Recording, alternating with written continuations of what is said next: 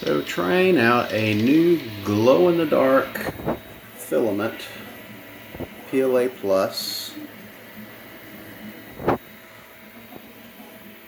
here on the Creality, and I'm trying a few fidget stars.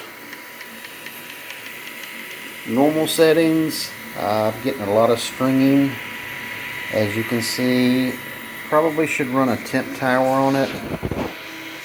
A lot of stringing going on inside there.